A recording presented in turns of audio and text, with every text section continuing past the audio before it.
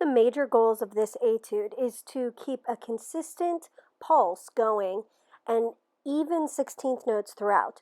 You want to make sure that the 16th notes don't become uneven within the beat. So make sure that you keep your counting 1 E and a 2 E and a even while you do the dynamic contrast, which is the next goal for the etude. It's obvious that they're marked in, but we have to do them in a very short amount of time with these fast notes and quick dynamic contrast. So work slowly, take this under tempo to make sure that you've got these all integrated together. Finally, in this etude, we need to make sure that we're guiding the air through the various registers of the flute to produce the best tone possible.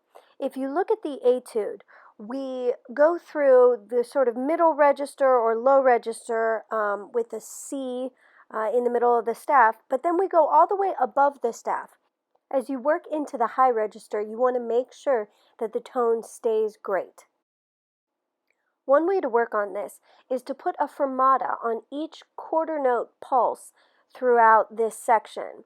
Here we're going to look at measure 48, and I wanted to point out in measure 49, the last two notes should be E flat, F, and then the downbeat should be E flat.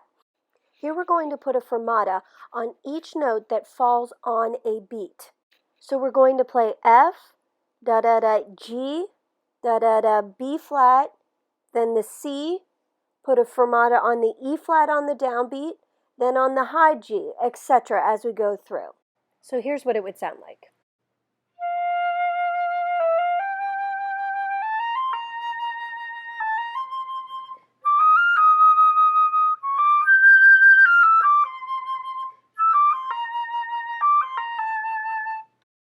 This is a great etude to work on thumb B flat. Here in the beginning, I've written T flat for thumb B flat, so you want to start with thumb B flat on. And then I have indicated where we switch over to thumb B natural and back to thumb B flat.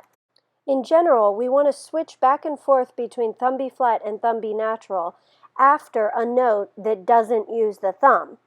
In this etude, it works out very nicely because every time that we have to play a B or a B flat and switch back and forth, it's generally preceded by a C natural, so that we have that thumb already off and you can come down on the B natural thumb or the B flat thumb. Most of the rhythms in this piece are pretty straightforward. We have a simple 1 E and a 2 E and a 1 and a 2 E and a 1 most of the way throughout. However, when we get to bar 44, we have this triplet rhythm that falls in the middle of the bar.